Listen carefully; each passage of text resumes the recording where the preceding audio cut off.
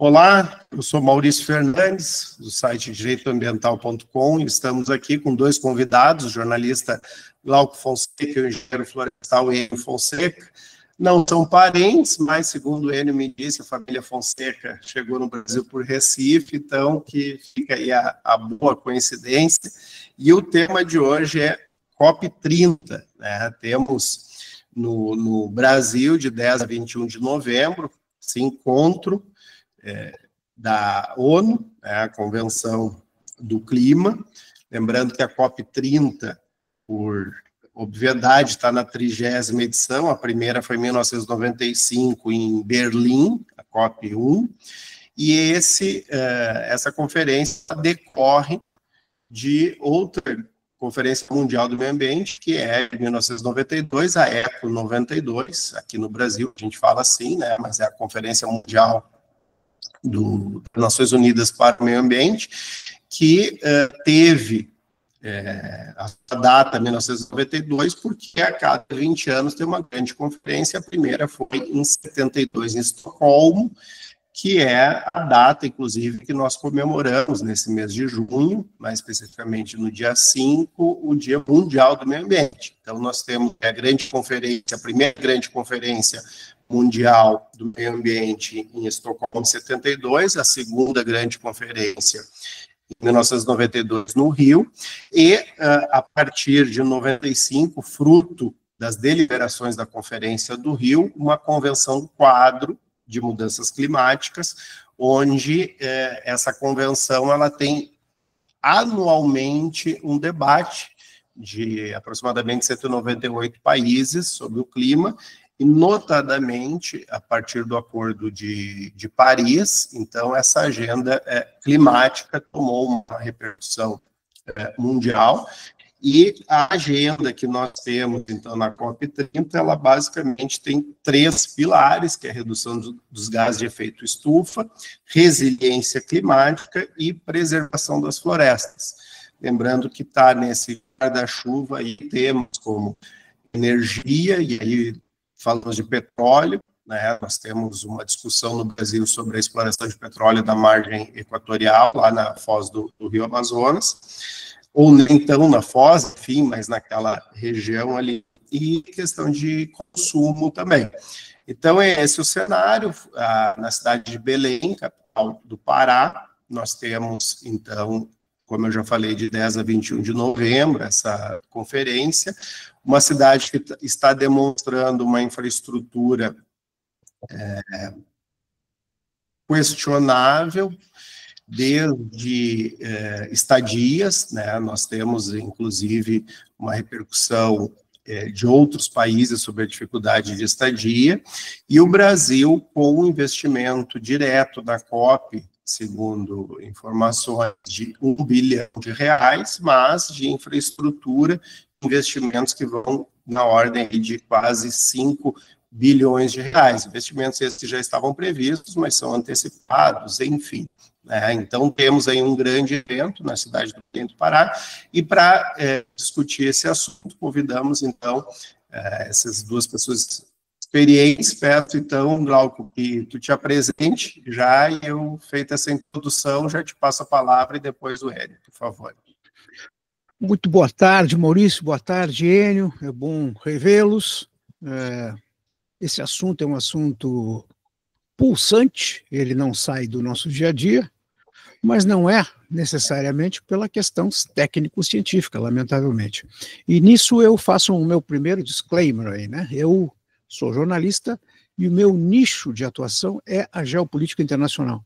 Dentro do que o meu entendimento, pelo menos, do que compõe a geopolítica internacional, nós temos aí algumas interfaces, dentre elas a questão climática e a questão ambiental, né? Quando não a mesma coisa. Tá? Então, é importante que vocês saibam que eu vou tecer todo e qualquer comentário aqui, a minha participação vai estar relacionada com a questão geopolítica e não técnica, que eu acredito que talvez o Enio seja mais indicado para falar de questões técnicas, né, do que eu. Eu vou tratar da questão dessas interfaces aí e dessas franjas de contato desses temas com a questão política. Por quê? Por razões importantes. Tanto a questão climática quanto a questão ambiental são cavalos de batalha, principalmente da esquerda internacional. Então, nós vamos trabalhar isso. Dentro desse contexto está a COP30, com o seu custo absurdo, se nós levarmos em conta, por exemplo, que o Brasil hoje não tem dinheiro para pagar material escolar, né? Não tem dinheiro para suplantar sua promessa de que o Rio Grande do Sul não viveria de novo o drama que viveu em maio do ano passado, e quase que viveu, né? Nós estamos aqui com centenas de pessoas desabrigadas, temos até uma morte, né? Então, dentro desse contexto que eu vou tratar do assunto aí, vou tentar colaborar com os meus amigos. Enio, por gentileza, e fazendo o disclaimer do que o Glauco falou, eu e o Glauco estamos em Porto Alegre, o Enio em Belo Horizonte, e Porto Alegre, né, no momento da gravação, a gente está sofrendo mais uma enchente aqui. Mais uma enchente. Depois, clima seria fácil de dizer, não, é mudança climática, cruza os braços e não faz nada, né? Mas não, é o que a gente tem que enfrentar aí, e se enfrenta com investimentos, com dinheiro. Nossos rios estão assoreados, né? Choveu muito menos do que a grande enchente de 2024, e cidades inteiras estão embaixo da água, ou pelo menos grande parte delas. Enio, por gentileza, seja bem-vindo novamente. Eu gostaria de, inicialmente, agradecer o Maurício por me convidar novamente a participar dessas iniciativas que ele faz de forma recorrente através do canal Direito Ambiental. É sempre uma alegria, poder discutir alguns temas que ele define como importantes. É uma alegria estar aqui com o meu parente, o Glauco Fonseca, porque eu não tenho dúvida de que o historiador lá de Recife, que trabalhava na Chesf, e era um profissional também muito estudioso desse tema, ele garantiu que os Fonseca chegaram exclusivamente por Recife, desceram pelo litoral ao Rio Grande do Sul, onde está o Glauco, e foram também pelo interior até o Paraguai. Então, o Glauco, meu parente... É uma honra. Eu queria dizer aqui o seguinte, que eu tenho por formação a engenharia florestal, formei em 1982 na Universidade de Viçosa, e desde então, já tem 42, 43 anos que eu atuo nessa área do meio ambiente, na área da sustentabilidade, tendo passado pelo Instituto Estadual de Florestas de Minas, tendo trabalhado 30 anos no setor elétrico, como superintendente de gestão ambiental da CEMIG, do grupo CEMIG, foi onde eu me aposentei, superintendente do IBAMA, em Minas Gerais. Tenho hoje uma consultoria ambiental estratégica, que é a PEC of Wolves, e tenho atuação na área da sustentabilidade, no setor elétrico, onde eu ainda sou conselheiro do Fórum de Meio Ambiente do setor elétrico, no setor do agro, onde eu sou o diretor de responsabilidade social e ambiental da Alagro, da Academia Latino-Americana do Agronegócio, e atuo na área da mineração também, onde eu já ocupei a coordenação de sustentabilidade da Associação dos Mineradores de Ferro, dos pequenos e médios mineradores de ferro, e hoje eu estou diretor de uma empresa de capital chinês, que é a Sam Metais, que tem um projeto grande de minério de ferro no norte de Minas.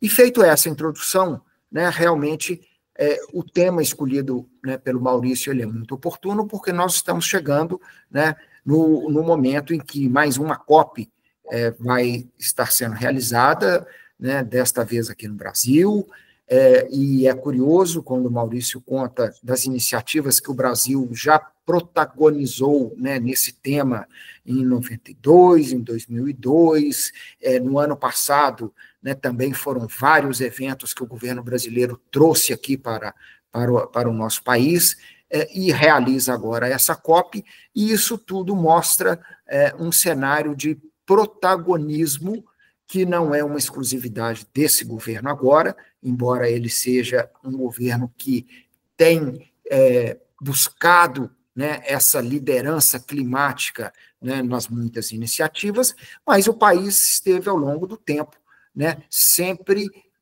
num contexto importante dessa discussão, com certeza por conta das características geoambientais que o país tem, as riquezas, as florestas tropicais, os rios, os minerais, a produção agrícola, que fazem com que o país tenha uma grande importância. E a gente, nesse momento da discussão, ainda está dentro do mês de junho, né, que é o mês do meio ambiente, né, é o mês que tem a Semana Mundial do Meio Ambiente e o Dia Mundial do Meio Ambiente, né, que é o dia 5 de junho, é uma oportunidade em que também o mundo inteiro tem um monte de iniciativas, discussões e reflexões acerca dessa questão, e principalmente no pano de fundo da história de transição energética, de segurança energética, de segurança alimentar, que são temas, né, extremamente importantes, segurança hídrica, e eu acho que esses temas vão estar fazendo parte aqui, né, da nossa conversa que teremos aqui nesse momento. Então, eu agradeço mais uma vez a oportunidade de estar aqui presente hoje com o Maurício e com o Glauco.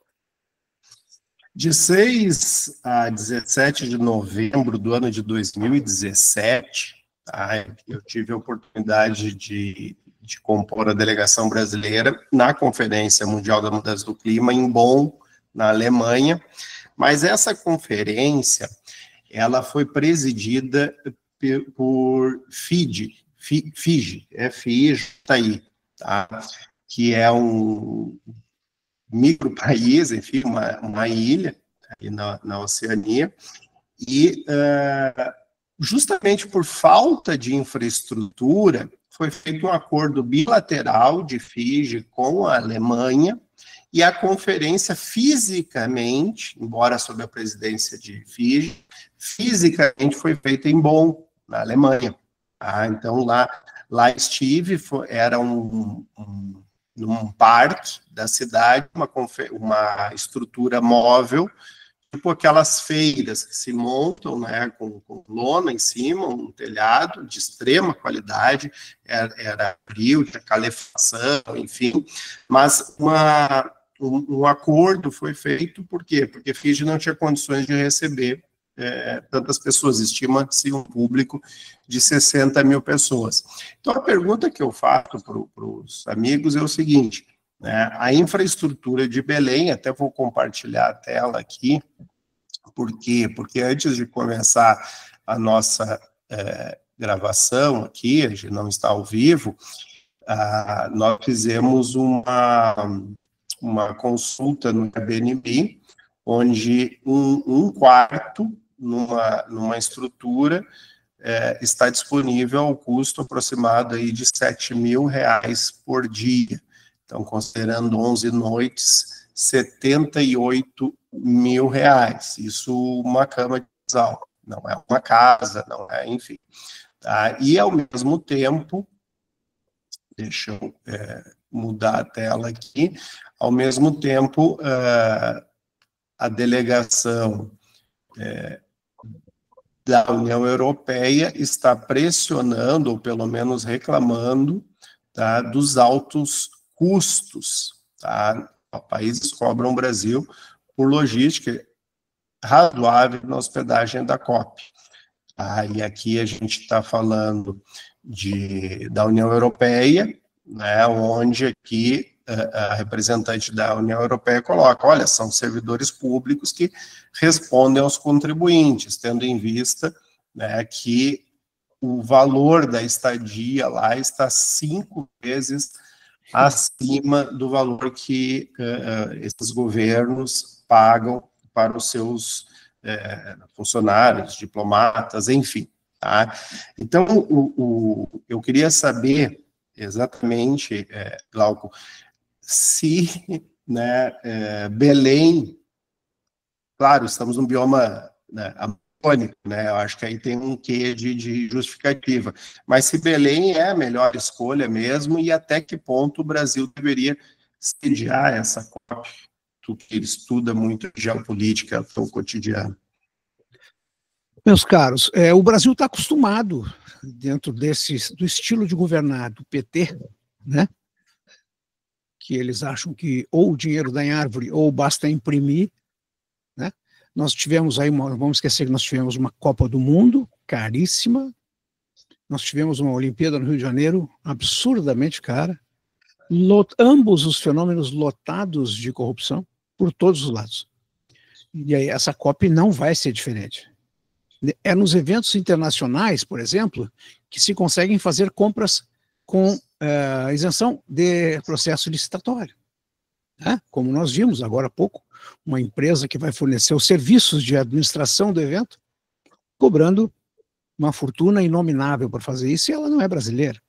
Portanto, ela tem dispensa de licitação por notório saber, né? E por aí vai a senda criminosa dessa turma do PT, que eu posso falar livremente, né? Porque todos os processos me garantem a liberdade de fazê-lo diante de tudo que eles já fizeram. Né? Então, em primeiro lugar, nós vamos ver aí um cenário de muita corrupção. Segundo, eu acho que fazer no Brasil não há problema, Maurício, Enio, nós já tivemos uma conversa informal sobre isso, não há nenhum problema em fazer no Brasil. O problema é que sempre que a gente vai fazer alguma coisa no Brasil, adquire um caráter superlativo, artificial, irreal e absurdamente oneroso para o povo brasileiro inteiro. Então, que ninguém é contra investimento de 1 bilhão na região de Belém do Pará, ninguém é contra investimento de 4,8, 5 bilhões em investimentos em infraestrutura, etc. Não, ninguém é contra. Mas não temos este dinheiro. O Brasil não tem esse dinheiro. Né? Se a ideia é fazer o evento para proteger o bioma amazônico, ótimo, mas o Brasil não tem esse dinheiro. Então, essa ressalva tem que ser feita. Esse evento teria que ser um evento totalmente capitalizado pela iniciativa privada, pelas ONGs que sobrevivem deste caso, deste fenômeno, né? Teria que ser financiado por governos poluidores, por governos desmatadores. Eu vou dar um dado para vocês aqui, que eu já tinha levantado ali algum tempo atrás, né? As florestas boreais que estão localizadas no Canadá, na Sibéria, que é no extremo norte lá da Rússia, no Alasca, na Groenlândia, no sul da Groenlândia e nos países do norte da Europa e a Suécia, são onde tem o maior desmatamento, são 920 milhões de hectares em todo esse tamanho da floresta boreal, e corresponde a 10% do ecossistema do planeta. Lá é que é uma violência impressionante. Só em 2022 houve um aumento de 15% no desmatamento dessas florestas, dessas florestas que chamam de taigas, né? São as florestas boreais. Então, onde é que está pegando o problema? Onde é que está pegando forte o problema? Não é no Brasil. Não é no Brasil. É no Canadá, é na Rússia, é no norte da Europa, é na Groenlândia, é lá que está havendo a maior quantidade de desmatamento. Só que a gente não ouve falar disso. Por quê? Por que não? Porque nós tivemos aqui só de investimento da USAID, em mídia, nós tivemos 47 milhões de dólares em 2024 para poder fazer a promoção da comunicação das ONGs supostamente ambientais, eu estou fazendo aqui, ó, aspas, que vieram para cá ou que estão aqui com enormes contingentes de pessoas ganhando milhões de reais, tudo para supostamente defender o nosso ecossistema na região. Quando nós vamos ver, não é o problema. Nós não somos o problema. O Brasil não é problema, não é parte do problema, sendo que somente 2% das emissões decorrentes do efeito estufa, ou que promovem o efeito estufa, são de origem brasileira. Só que, então, assim, ó, é muito bacana receber, mas nós não somos nem o problema, nem parte do problema. Né? E nós não estamos defendendo a floresta amazônica porque nós estamos agora vivendo índices impressionantes de crescimento de desmatamento, tanto na Amazônia quanto no Cerrado. E agora não tem mais quem culpar. O problema é que agora não posso mais botar o dedo e dizer foi ele o culpado. Não dá. Então agora o que é, segundo a Marina Silva? Problemas climáticos. São problemas de ação humana. Agora são problemas de ação humana. Antes era culpa do fulano, agora não é mais. Então como volto a dizer, pode ser no Brasil? Legal. Não devemos estar financiando isso porque nós não temos dinheiro. Não é o Brasil o problema, não é o Brasil, inclusive o Brasil é parte da solução. Portanto, nós tínhamos que estar ganhando dinheiro para fazer esse negócio. Você entende a diferença? O Brasil tinha que estar faturando para fazer esse negócio, porque nós somos parte da solução e não do problema. Mas o que acontece com a esquerda? O que acontece com a mídia? A mídia trabalha rigorosamente o inverso disso, dizendo que o Brasil é responsável pela Amazônia. Ah, então o Brasil tem condições de cuidar sozinho da Amazônia? O próprio presidente Lula disse semana passada que não. Lula está querendo passar o chapéu, que é uma coisa que ele adora, passar o chapéu para buscar apoio internacional para a defesa da Amazônia. Ora, meus amigos, é isso que eu digo. Ó. Quando a gente vai ver realmente as questões técnicas, a gente tem que ver de um jeito e levar muito a sério, porque ninguém é contra a preservação, muito menos eu. Ninguém é contra a preservação, inclusive a tentativa de mitigar as questões climáticas. No entanto, fazer papel de palhaço e ganhar uma notoriedade às custas de bilhões de um povo brasileiro pobre, que não tem material escolar, não tem comida, que é roubado na sua inocência previdenciária, na forma como está sendo roubado. Então, tudo isso dói. E ainda a gente vê que pagar 5 ou 6 bilhões para fazer a COP, porque a gente sabe que não vai ser isso, vai ser mais. Porque tem ainda, né, a parte do Barbalho, a parte de não sei de quem, né? Não vamos esquecer que o prefeito, o governador, se não me engano, é o filho do Jair Barbalho, do Ranário. Foi preso. Então, é isso. Como é que eu vou ficar entusiasmado com a COP30? É difícil. Espero um dia ficar. Enio, a expectativa, tá? Aí é uma opinião que eu vou dar aqui. Eu acho que ao trazer, né, esse evento para cá, é justamente o governo brasileiro tentar tirar proveito de alguma forma, né? O Glauco trouxe alguns pontos baseados no histórico aí que a gente respeita e atesta, né? Mas nós temos uma expectativa que eu acho que vai ser frustrada, né? Essa é a minha opinião, porque faz no mínimo 30 edições aí que os países em desenvolvimento pedem dinheiro para os países desenvolvidos, né? Hoje a conta aí está em 1,3 trilhões de dólares, né? 1 trilhão e 300 bilhões de dólares. Essa vai ser a pedida. Qual é a tua expectativa aí da COP30 como resultado prático?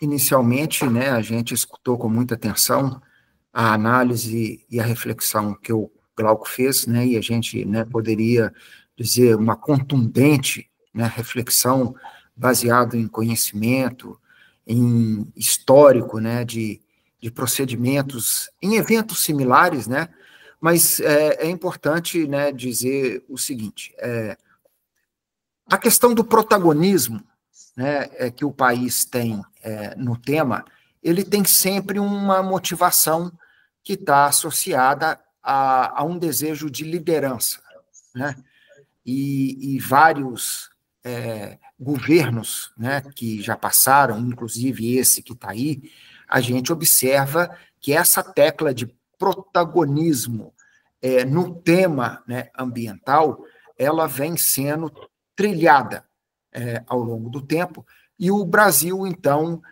procura, nessas grandes discussões, ocupar uma posição de liderança que, francamente, né, ela mereceria uma reflexão para que você fosse responsável por aquilo que você faz e você possa fazer aquilo que está associado à sua responsabilidade. Então, quando 2% de todas as emissões, né, de gases de efeito estufa estão associados ao nosso país, isso é um número que tem uma importância, sem sombra de dúvida, mas olhando relativamente os países grandes emissores, nos coloca numa posição secundária em relação a essa questão. Não significa que, se eu não sou o maior emissor, então eu não tenho que fazer nada. Tem sim, você só não precisa de ser o maior líder temático nessas questões e nem elaborar os planos, as NDCs e todos os países precisam de fazer com o objetivo de alcançar a transição energética, e esses planos, eles pressupõem você voltar níveis de emissão há 20 anos atrás, ao ano de 2005, é uma coisa que você só faz isso ou colocando muita tecnologia nos processos, ou deixando de produzir e gerando desemprego para você emitir muito menos do que você emite hoje. Então, isso é um aspecto bastante complicado, e o Brasil vem aumentando o seu compromisso nessas NDCs de forma diferente que outros países.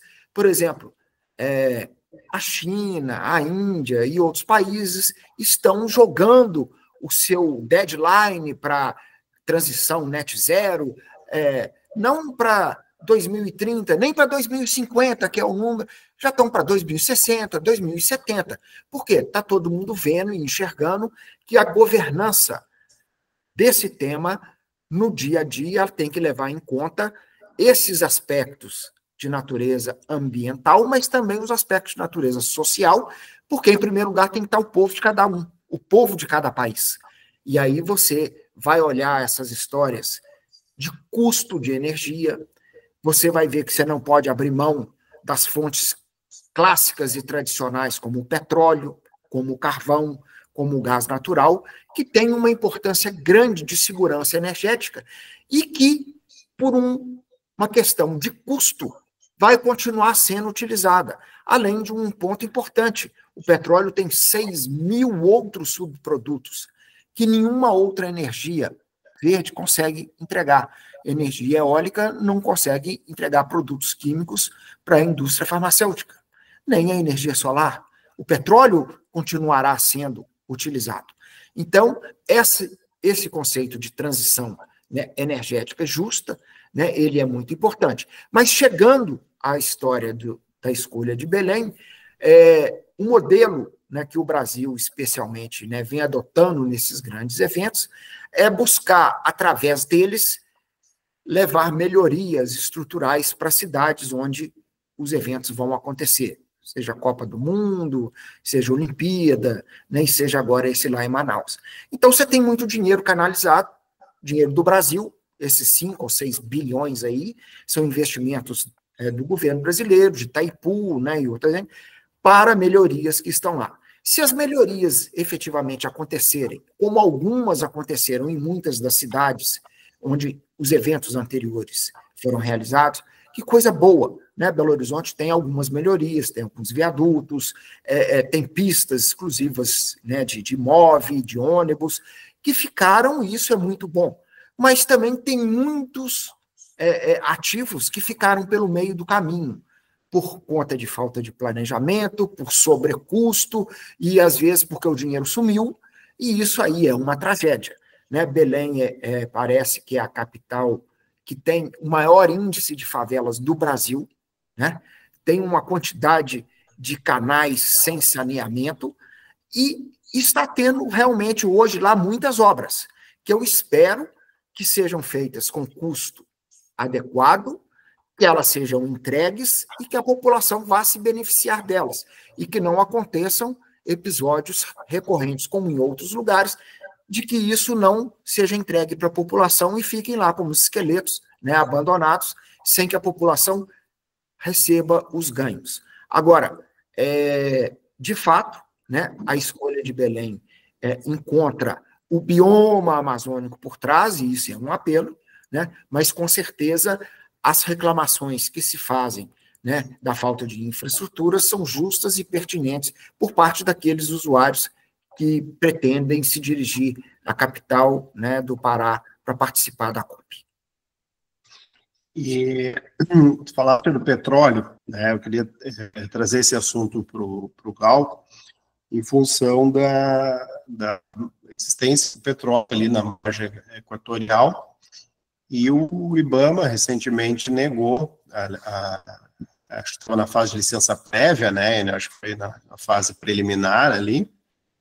Mas a gente tem outros países, Venezuela, a própria Guiana Francesa ali, fazendo investidas ali no petróleo.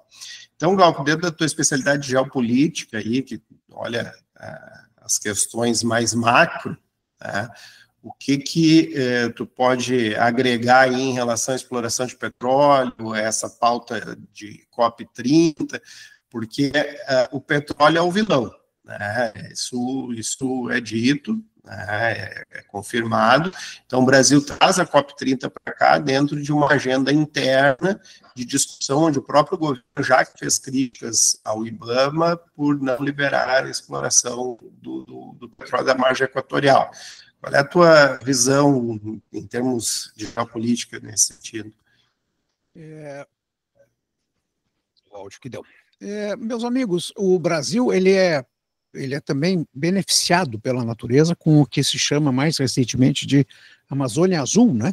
A Amazônia Azul é a extensão do mar territorial brasileiro que faz com que ele hoje seja o maior mar territorial do mundo. Foi uma conquista de fronteira, como costuma dizer o meu amigo Marcelo Simas, que é um cientista que foi muitos anos funcionário da Petrobras. Ele diz que se trata de uma conquista gigantesca sem o disparo de uma única bala, né? E nós temos no litoral brasileiro, que vai lá do Oiapoque, né, da Foz do Amazonas, até aqui a Bacia de Pelotas, que fica na altura aqui do Rio Grande do Sul, mais ou menos uns 500 quilômetros, mais ou menos, de distância, ou um pouco mais até, ou mais, provavelmente, daqui do estado, né, em linha reta. Então nós temos ainda, além do pré-sal, que é uma jazida ainda em aproveitamento, nós temos ainda tanto a margem equatorial quanto a Bacia de Pelotas, que chama. Então, o problema do Brasil não é petróleo, nós não temos problemas com extração mineral alguma, nós não temos problemas de água, nós não temos problema de grandes variações climáticas, né? Nós temos que erguer todos os dias as mãos para o céu e agradecer pelo país que nós temos, motivo pelo qual brasileiros das mais diversas origens brigam pela nossa soberania e pela nossa liberdade e pelo nosso enorme potencial de mostrar para o mundo não só como a gente está fazendo, que o Brasil é o que mais preserva, segundo informações, é o país que mais preserva as suas florestas dentre todos os outros, né? Mas o petróleo como acho que o Enio, em outro momento, o Enio chegou a comentar que o petróleo não é só combustível. O petróleo movimenta toda a indústria farmacêutica, toda a indústria da construção, toda a indústria do plástico, e assim, tudo que nós tocamos, vemos, a gente tem envolvimento do petróleo. Então, ser contra a extração e refinamento do petróleo é uma daquelas doenças do nosso tempo, né? Claro que o petróleo, enquanto combustível para motores a combustão, ele vai gerar emissão de gases que são venenosos, que são tóxicos, mas o petróleo é uma riqueza importante. O petróleo é a formação de energia. O petróleo é a geração de riqueza, geração de progresso e desenvolvimento. Quando governos de esquerda, com mentalidades lúdicas, e até algumas delas bem intencionadas, dizem que nós temos que cortar a emissão e cortar os motores a combustão até 2030, 2050, eu adoraria que isso fosse possível, mas não é. O petróleo ainda tem uma longa carreira aí junto a gente. Nós ainda vamos utilizar muito petróleo, mas a ideia, como eu sempre digo, se nós conseguirmos fazer a transição de motores de combustão, e aqui eu digo, não é só automóveis, são petroleiros, são aviões, né, de grande porte, pequeno, médio porte, enfim, a indústria, né, e acima de tudo a necessidade de aquecimento de populações, principalmente na Europa, na Rússia, no norte da América, né? Como é que tu vai conceber essa sobrevivência, né, sem a presença do petróleo? Então o petróleo precisa ser extraído, precisa ser refinado. Tivemos a semana passada a informação de que o Brasil vai reativar a refinaria de Abreu e Lima, aquela que o Chaves disse que ia fazer parte e não fez, né? Disse que ia financiar junto com o Brasil e não financiou, né? Onde o Brasil já botou cerca de, não sei se são 16 bilhões de dólares e nada aconteceu ainda, né? Essa aí, então, estão querendo reativar, que eu acho uma boa ideia, desde que ela se torne um ativo importante para o Brasil crescer, gerar emprego, renda e gerar, acima de tudo, a sua soberania, a sua independência econômica. Se nós pararmos para pensar, o mundo hoje está em guerra, né? Os Estados Unidos agora entrou na guerra contra o Irã, Israel, nós temos a guerra à Ucrânia com a Rússia. Se tudo isso pegar fogo, meus amigos, o mundo inteiro vai correr para cá. Porque é aqui que se fabrica alimento, é aqui que tem água, né? É aqui que tem, por enquanto, liberdade para a gente viver e trabalhar. A questão da margem equatorial, em termos geopolíticos, depois da COP30 se resolve. Entra em operação depois da COP30. É óbvio que o Lula, e eu talvez até eu fizesse a mesma coisa, viu? Talvez eu até fizesse também a mesma coisa em termos políticos. Eu não vou mexer na questão da margem equatorial até novembro de 2025. Depois, explore. Não vamos esquecer que tem ainda uma fase ainda investigativa, né, para verificação de jazida, de viabilidade, de tamanho de jazida, não é ainda... Tudo indica que nós temos muito petróleo ali, mas não está 100% comprovado, segundo informações que eu tenho de algumas fontes bem informadas, né? Então, importante, o petróleo é importante, fundamental, não há dúvida, precisa ser extraído, precisa ser processado, refinado, para gerar riqueza, renda, desenvolvimento, inclusive para poder financiar ali na região uma população que vive à margem dos bilhões de dólares que circulam por lá. Existe uma população ribeirinha, indígena, famélica, desnutrida, absolutamente abandonada. Eu vou dar um exemplo para vocês. Basta entrar no site de algumas dessas ONGs para vocês verem o trabalho que elas estão fazendo. Teve uma ONG que disse assim, ó, criamos o ambiente, eu não me lembro o nome, deram um nome lá, é um centro de estudos e discussão de problemas da região. Tu vai ver as fotos, meus amigos, são 4 estacas e um telhado de zinco. Isso custou R$750 mil. Isso está ali para quem quiser ver. Tem um outro caso de um rio que recebeu R$900 mil, uma população que recebeu, uma ONG da região, R$900 mil para impedir o asfaltamento de uma rodovia. Aí que tinham? Pessoas com arco e flecha na rodovia, impedindo que carros e caminhões passassem. Gente armada, porque pelo menos que eu saiba, pessoas armadas de arco e flecha estão armadas. Então, é para isso que as ONGs financiam. As ONGs internacionais estão no Brasil para fomentar como é que chama-se? O aprisionamento da população amazônica à sua miséria. Não estão lá para melhorar a qualidade de vida. Olha, o Marcelo Simas mostrou no trabalho dele, e eu vou daqui a pouco falar, porque eu estou com ele, vou abrindo aqui na tela para falar daqui a pouco, a quantidade de empregos que vai gerar a exploração da margem equatorial. É algo impressionante o que vai gerar de valor essa exploração da margem equatorial só para aquela região ali. Vocês vão ver só.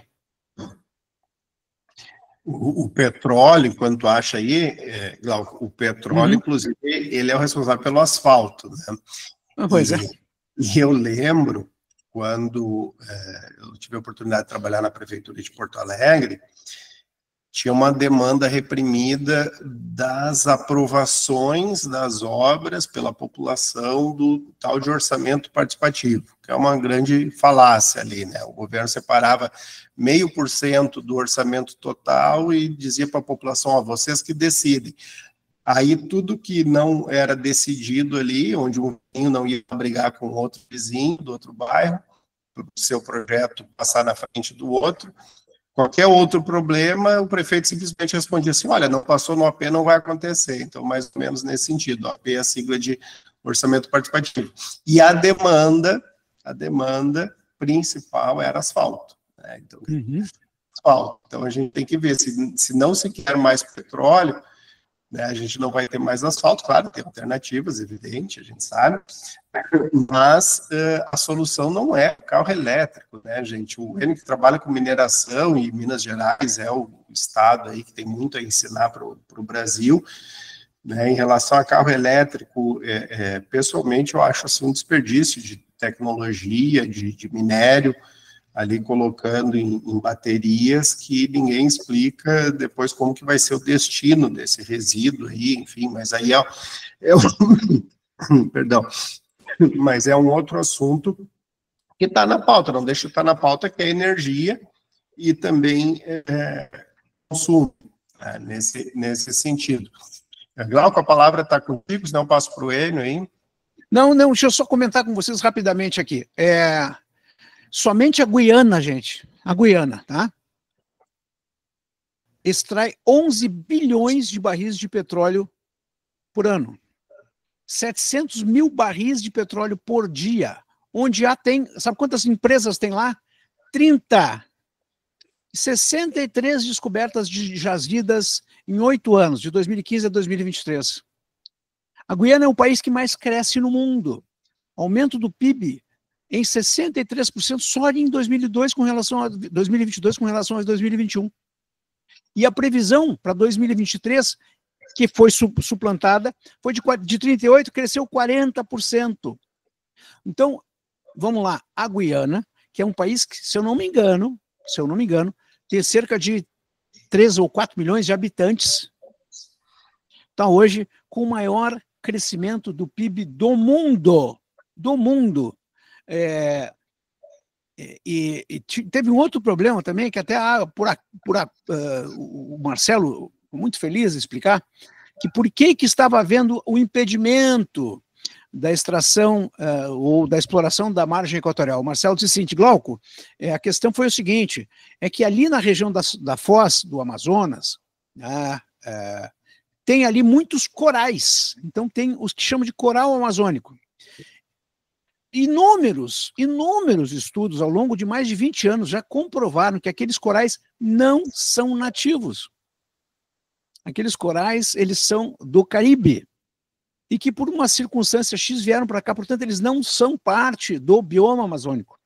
De mais a mais, a exploração de petróleo por parte da Petrobras, por exemplo, não feriria nenhum aspecto ambiental, porque até hoje a Petrobras não teve nenhum acidente ambiental de grande monta e nenhuma exploração. A Petrobras é especialista em exploração em oceano, né? Em oceanos profundos. Águas né? profundas, né? Então, não existe até agora nem todos os motivos pelos quais não se podia explorar a margem equatorial, eles foram derrubados há muito tempo. Mas existe uma birra da nossa ministra do Meio Ambiente, a dona Marina Silva. Ela é uma birra, ela não quer. E pelo fato dela não querer, é suficiente para que não aconteça, né?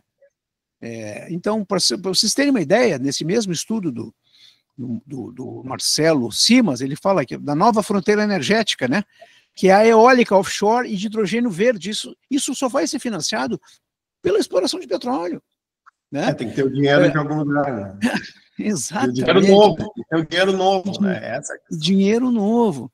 Então, assim, nós estamos numa situação muito privilegiada, certo? Muito privilegiada. E vou dizer mais, nossa situação é tão privilegiada que nem mesmo esses brucutus aí, esses mequetrefes que hoje comandam o país, são capazes de impedir essa nossa virtude de avançar.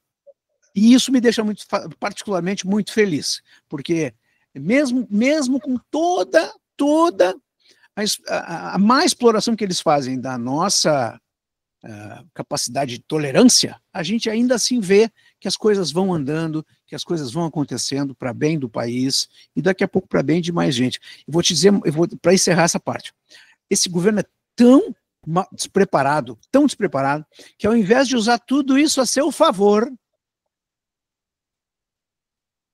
deixa de usar isso tudo a seu favor para privilegiar uma agenda que não dá para o Brasil um centavo e que deveria dar, que é a gestão ambiental. Eu volto a dizer, o Brasil tinha que estar ganhando dinheiro com essa questão da preservação ambiental e climática, e não o contrário. Não tinha que estar botando um centavo nessa COP30.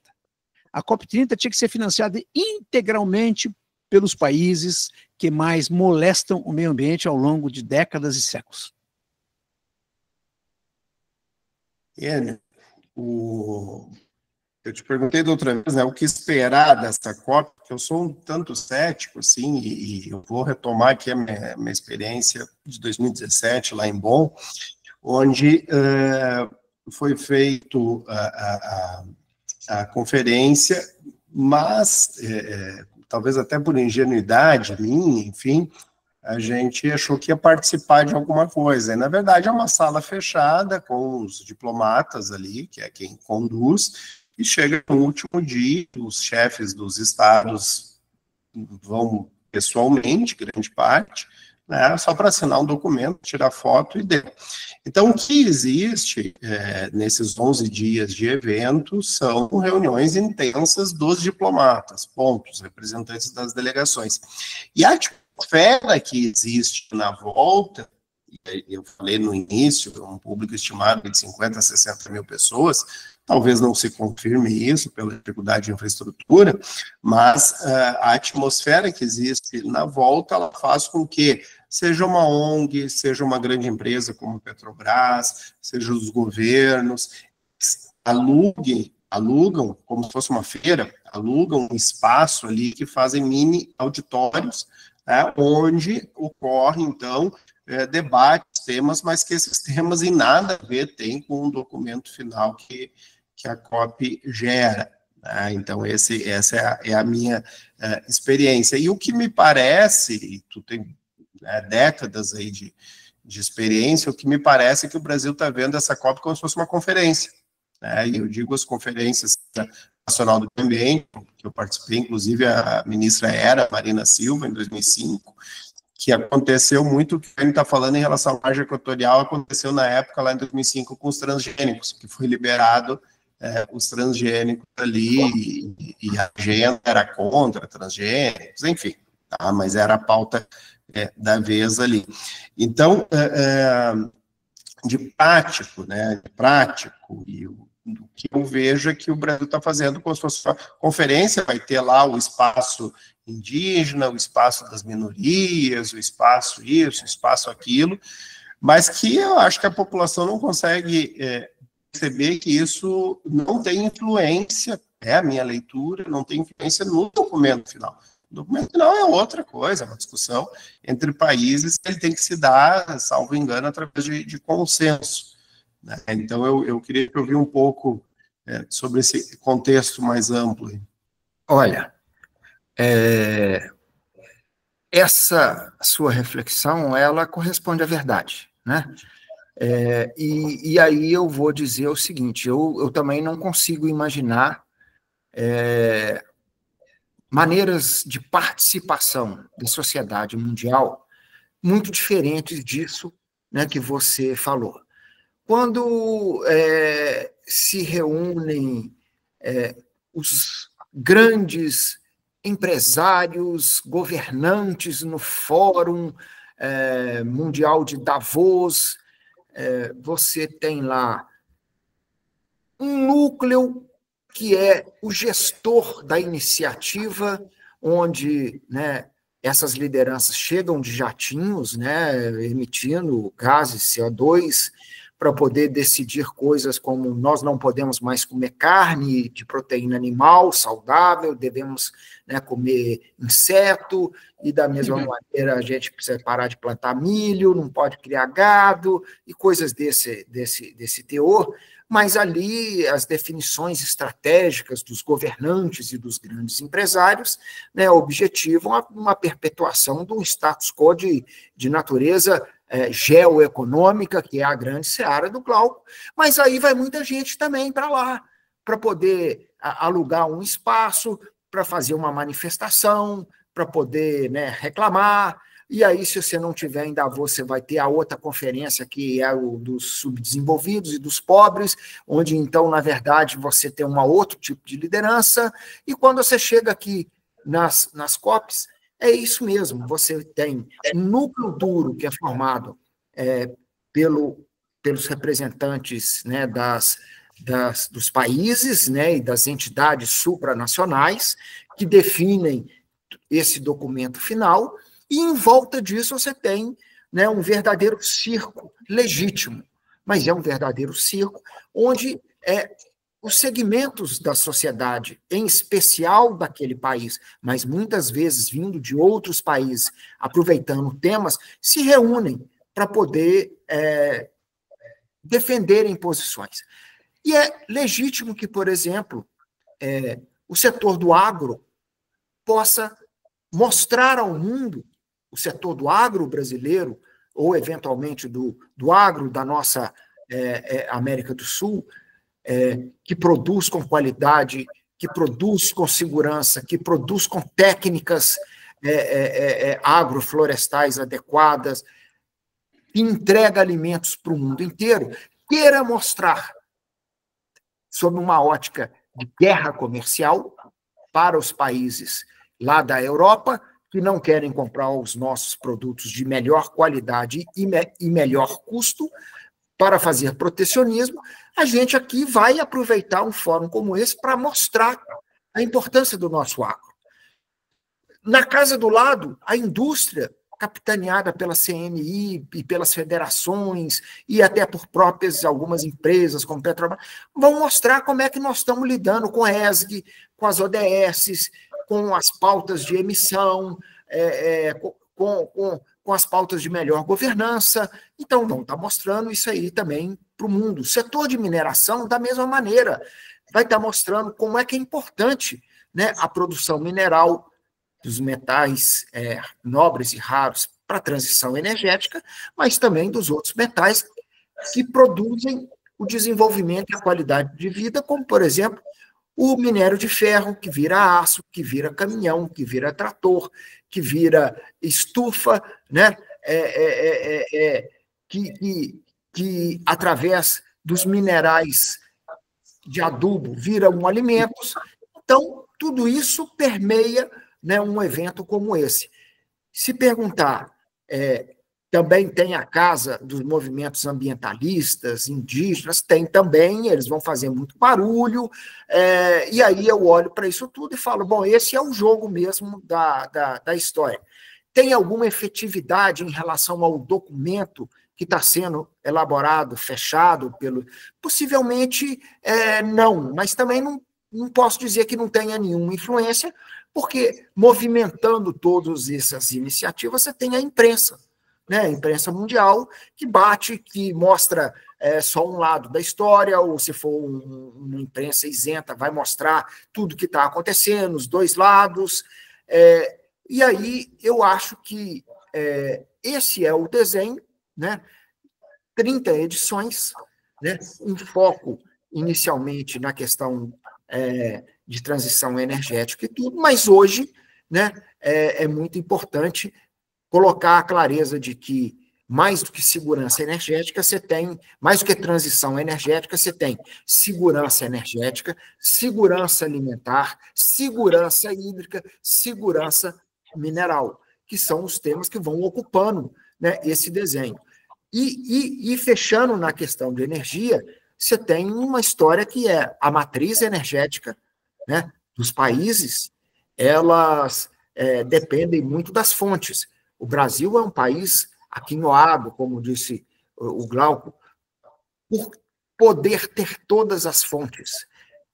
Nós temos petróleo, nós temos um pouco de carvão no sul do Brasil, que não chega a 1,5% da nossa matriz energética, mas lá é muito importante, tem mais de 300 mil famílias que sobrevivem dessa atividade lá, então socialmente isso lá é importante. Nós temos biomassa, temos biodiesel, temos solar, temos eólica, temos todas as fontes, e isso dá segurança energética para o Brasil, que é diferente, por exemplo, de uma Europa, onde você enfrenta uma situação de guerra, corta o gás que vem lá da Ucrânia, que vem da Rússia, você colapsa o sistema energético da Europa, ainda que você tenha as fontes verdes que estão se investindo muito lá, mas eles diminuíram as fontes nucleares, diminuíram as fontes tradicionais de carvão e de petróleo, e a hora que você vê uma situação de crise, a população toda sofre, a economia sofre, porque as fontes seguras, mais baratas, né, elas estão sendo relegadas, mas o pessoal já está acordando, que não dá para ser na velocidade que se imaginaram, e ela vai voltar a ser conduzida num ritmo mais lento, a bem dos interesses das populações de cada um dos países. Em relação à delegação, eu vou aproveitar, porque eu participei disso aqui ativamente, nós fizemos lá de Bonn, tá, essa matéria, tá, onde estava, até depois ela veio ser candidata, acho que a vice-presidente, a indígena, que é uma liderança indígena, Sônia Guajajara, acho que ela é ministra, ou foi ministra, alguma coisa assim. E aí eu estou andando nos corredores lá da COP, estava dando lá uma palestra, uma fala, enfim, mas criticando o Brasil, o problema do Brasil, o agronegócio, o desmatamento, enfim. Aí, quando terminou, eu perguntei se ela daria uma entrevista para o site direitoambiental.com, né? Ela deu uma entrevista, e uma das perguntas que eu fiz foi o seguinte: olha, quem é que veio? Não, a gente veio uma delegação de indígenas, e até que eu perguntei, né, não me lembro quando era, eu perguntei, tá, mas vocês vieram pelo governo? Quem que pagou essa delegação? Eles, não, a Fundação Ford, né? Então, quer dizer, dinheiro americano, né, financiando pessoas quando uma COP fala mal do Brasil. E o pior é que é a brasileira, né? A brasileira falando mal do Brasil. E aqui, antes de passar a palavra para o Glauco, já encaminhando o encerramento aí,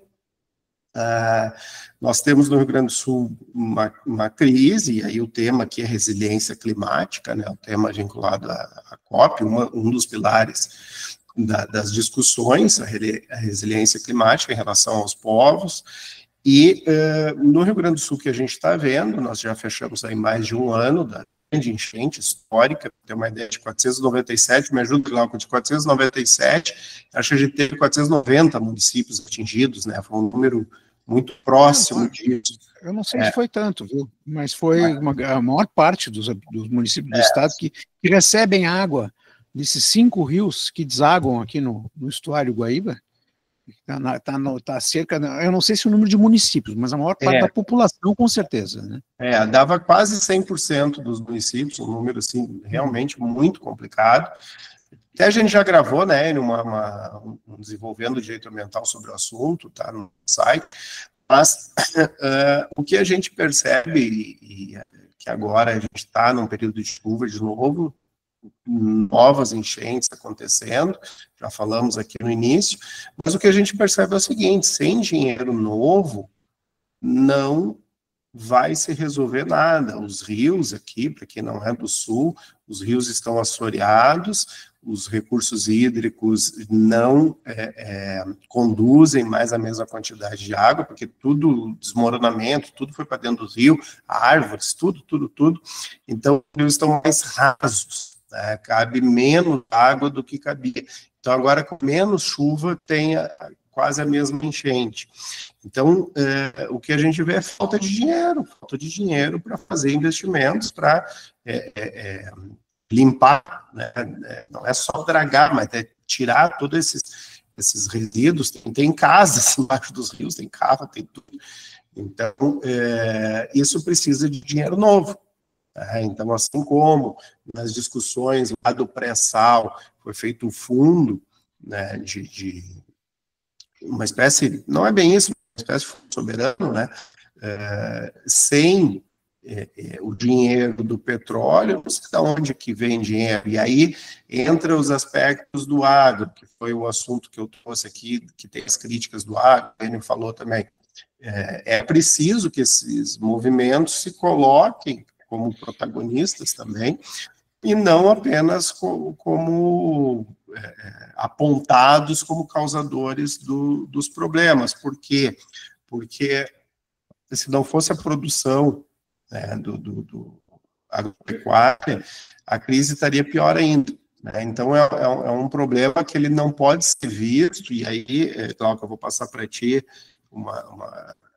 a palavra com esse tom, assim, ele não pode ser visto sob o ponto de vista político ideológico, né? É um assunto muito sério para tratar por ideologia, né? E aí eu queria que tu fizesse a tua abordagem para depois a gente passar para o Enio e encaminhar o encerramento. Bom, eu volto a dizer aquilo que eu disse no início, né? Que a gente gostaria, eu particularmente teria mais prazer em comentar estas aproximações das soluções das questões ambientais se elas não tivessem contaminadas por questões político-ideológicas, partidárias e etc. Né? Seria muito bom, por exemplo, que quando foi falado no pré-sal e surgiu o fundo, uma boa parte dos recursos do pré-sal iriam para a educação, vocês vão lembrar disso. Né? Então, quando a gente fala que precisa mais dinheiro para resolver as questões decorrentes ou para prevenir questões futuras quanto às enchentes aqui do Rio Grande do Sul, não teve dinheiro. Né? Mas para fazer a COP tem dinheiro, porque com vontade dá-se um jeito de buscar alternativa. Isso é tão certo quanto 1 mais 1 é 2. Então, não há vontade nenhuma de resolver os problemas das enchentes aqui, haja vista que o nosso estado já não é mais um reduto, não é mais um depósito de votos que já foi anteriormente. Então, o estado do Rio Grande do Sul não está na prioridade, não é interesse nenhum. Né? Já lá no norte e no nordeste, sim. Eu volto a dizer, eu gostaria de tratar a questão acabei de ler um trecho aqui de uma entrevista do Aldo Rabelo. O Aldo Rabelo diz o seguinte, não sei se é Aldo Rabelo ou Rebelo, acho que é Aldo Rebelo. O Aldo diz o seguinte, olha, o problema todo da COP, fazendo a COP no Brasil, é para atacar a produção do agronegócio no Cerrado. O que eles vão fazer? Eles vão para cima dos produtores rurais, que hoje fazem com que o Cerrado brasileiro seja o maior produtor de alimentos do mundo, seja o maior exportador de milho, seja o maior exportador de algodão, ultrapassado os Estados Unidos, inclusive, nessas produções. Né? É importante botar um freio no Brasil, porque senão daqui a pouco o Brasil se torna o maior produtor mundial de petróleo. Daqui a pouco o Brasil se torna uma nação muito poderosa nas questões de extração de terras raras e metais altamente valiosos no solo amazônico. Então, isso não são palavras minhas, são palavras do Aldo Rebelo. E eu não tenho como discordar dele. Até que a COP30 venha e me surpreenda, que é só o que eu quero. Eu quero que a COP30 venha para o Brasil para tratar de questões climáticas do mundo inteiro. Volto a dizer, como eu falei no início, as florestas boreais, as taigas, são campeãs de desmatamento em todo o hemisfério norte, campeões de desmatamento. Eu tenho uma informação aqui que pode não parecer importante, mas ela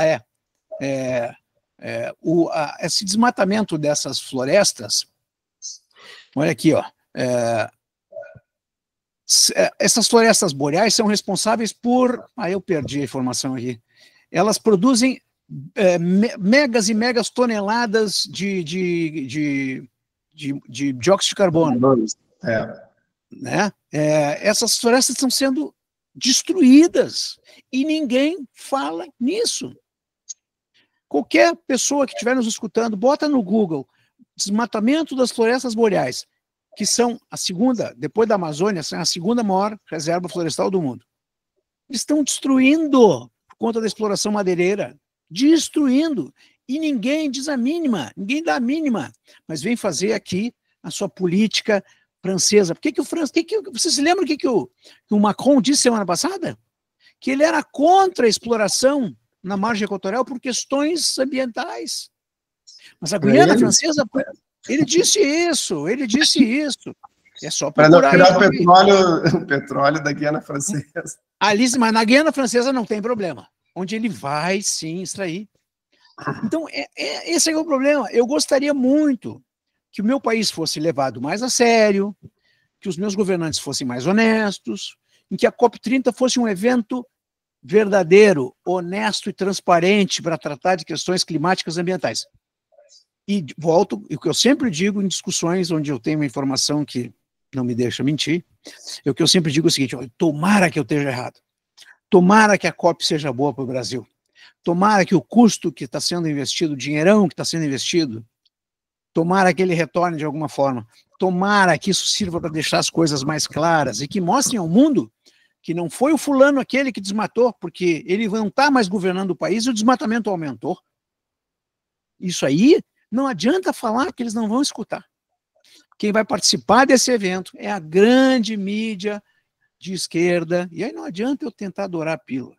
Quem vai participar e vai financiar e vai patrocinar no mundo inteiro vai ser alguém para falar mal do Brasil. Dizer que o Brasil está sendo maltratado ou está sendo mal gerido na questão ambiental, que é tudo que o Lula quer. O Lula quer parceiro para a Amazônia. Ele não está nem aí para a nossa soberania nacional da floresta. Ele quer entregar isso. Não podemos deixar. A COP vai ser um primeiro momento para isso, e não se iludam. Mas, como eu disse desde o início, eu gostaria muito de estar errado. Queres que eu faça já meu final statement? Segura um pouquinho, eu vou Tá. passar o assunto aí dentro da mesma linha, tá, Enio, Tá para ti, e depois a gente faz as considerações finais e pedidas aí. Maravilha.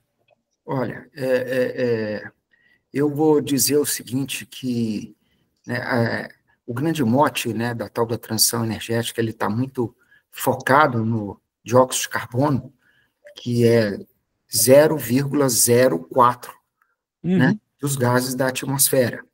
Mas o dióxido de carbono também é o gás da vida, porque o dia que você elimina o dióxido de carbono, as plantas não fazem, né, a fotossíntese, o crescimento dos seus tecidos, portanto, não tem produção de proteína vegetal, e aí, não tendo a proteína vegetal, você não tem a proteína animal que se alimenta. Então, esses desenhos todos, eles precisam ser tomados com muito cuidado, porque não é 0,04% que é aquilo que talvez fosse o ponto essencial dessa panaceia de esforço para se atingir a transição energética. É um conjunto e um somatório de muitas iniciativas, né, a serem feitas e que perpassam de uma maneira muito clara não apenas essa história de emissão de energia decorrente das muitas fontes, é também, principalmente, os aspectos de qualidade de vida, da segurança hídrica, que eu já comentei, da segurança mineral, da segurança alimentar, que são os pontos extremamente importantes, né, para uma governança mundial, para uma discussão de um fórum tão grande que tem quase 200 países a serem trabalhados. Acho que a minha expectativa também ela é realista, eu não sou otimista, mas também não vou me colocar como pessimista em relação a não se alcançar nenhum resultado. Eu acho que essa vai ser mais uma COP, vai ser a 30ª, teremos a 31ª, nesse meio do caminho teremos também a COP da biodiversidade, que são as outras COPs que tratam dos outros temas no contexto, e o mundo vai seguindo, e o que eu espero é que a gente possa continuar fazendo com que todas as sociedades dos diferentes países possam evoluir do ponto de vista econômico, social, qualidade de vida, nutricional e, sem sombra de dúvida, lamentar, né, a nossa cultura guerreira que remete a milênios de comportamento humano, né, porque seria desejável que todos os recursos e todos os esforços destinados à história da guerra pudessem estar sendo destinados para iniciativas pela paz. Seria isso. Certo. Bom, gente, eu agradeço. Espero que quem assistir esse programa aprenda alguma coisa, critique, comente. Isso vai ao ar no YouTube, então que comente e faça as suas considerações. Nós tivemos aqui uma postura absolutamente independente, respeitamos as opiniões diferentes, mas esta é a nossa opinião aqui para justamente fazer um debate crítico, alertando, né, que o lugar escolhido é questionável, né, se fizesse em São Paulo, no Rio de Janeiro, certamente não precisaria ter tanto gasto de dinheiro do pagador de impostos, com o mesmo resultado, né, e questionaria até se precisa ser no Brasil isso para o Brasil atingir seus objetivos. Eu não sei até que ponto, né, a gente, para passar o chapéu, para usar um termo popular, né, onde o Brasil vai, junto com outros países em desenvolvimento, vai pedir dinheiro, a gente precisa gastar tanto dinheiro em um investimento, né? A gente tem que entender dessa forma, mas espero que, então, nosso debate aqui tenha contribuído de alguma forma para quem assistir esse programa, que avance no espírito crítico aí sobre o tema. Então, para despedida, Glauco, por gentileza, e obrigado por participar pela primeira vez conosco aqui, e a gente sempre aprende contigo aí, que estuda, né, em plano internacional os assuntos. Muito obrigado, Maurício, um abraço ao Enio, eu espero ter dado uma pequena colaboração.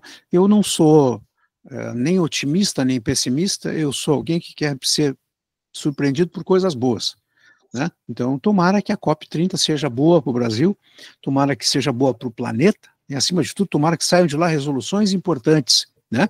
Mas que não venham a impor ao Brasil uma agenda que não lhe pertence, né? A gente tem que ter uma ciência fundamental, preliminar, eu diria assim, primordial, no sentido de fazer o seguinte: olha, aquilo que eu falei no início, nós não somos parte do problema, não somos, pelo menos não somos a grande parte do problema. Como o Enio falou, nós somos, com a nossa participação, nós temos uma participação no problema, mas nós não somos a grande parte desse problema, né? Nós somos, por outro lado, grande parte da solução, né? Se levarmos em conta a preservação que nós temos hoje da nossa mata e de todo o nosso arcabouço legal que já vem hoje. Tem uma boa parte de preservação no arcabouço legal, inclusive para as empresas do setor agropecuário, né? Quer dizer, o Brasil hoje tem uma legislação ambiental muito positiva, o Brasil hoje tem eu diria até tem uma mentalidade, na indústria do agronegócio, tem uma mentalidade boa no que diz respeito à preservação, tem um comprometimento, tá? Isso é mais do que importante. Então, eu volto a dizer que todo sucesso à COP30, que o Brasil brilhe na COP30, que mostre o quanto nós fazemos para preservar a nossa biodiversidade, né? E para mostrar também o quanto os países da Europa, principalmente do norte da Europa, os países da América do Norte, Estados Unidos, Canadá, e principalmente os chineses, né? Que mostram aos chineses o quanto eles ainda têm pela frente para fazer em termos de preservação ambiental. Esse é o nosso papel. Nosso papel é sediar. Nosso papel não é fazer meia-culpa, não é dizer que nós vamos fazer a agenda ambiental brasileira. A agenda ambiental brasileira está aí. Ela existe, inclusive em âmbito legal. Você sabe melhor que eu. Em termos legais, ela existe, ela é melhor do que os outros. Então, essa é a minha... Se o Brasil quiser, de fato, protagonizar este evento, ele tem que colocar o dedo onde tem que ser colocado. Tem que ser no sentido de, no rosto, dizer, olha, é tu que estão prejudicando o nosso ambiente climático. E não somos nós. Não somos nós. Então, volto a dizer, tomara que dê tudo certo, desejo o melhor sucesso do mundo e que saiam de lá boas resoluções para o Brasil, principalmente, e para o mundo inteiro. Muito obrigado, Maurício, muito obrigado, Enio, pelo compartilhamento aí, por poder estar na presença de vocês e de quem vai nos assistir. Muito bem, eu gostaria de encerrar aqui agradecendo mais uma vez ao Maurício, né, que montou aqui uma banca, né, formada, né, por mim e pelo Glauco. Nós pudemos discutir de uma maneira muito transparente e colocar nossos pontos de vista, fazer as reflexões necessárias. Acho que navegamos, né, de uma maneira bastante contundente em todos os temas que permeiam aí a realização da COP, e acho que o mais importante, nós cumprimos uma obrigação de colocar para fora aquilo que a gente sabe, aquilo que a gente acredita, e aquilo que a gente imagina que deva ser feito. E a gente, então, né, encerra aqui o programa com a sensação do dever cumprido, e nos colocamos à disposição para que em próximos programas, né, do canal Direito Ambiental a gente possa estar junto mais uma vez. Obrigado a todos. Muito obrigado, gente. Assim, vamos nos despedir.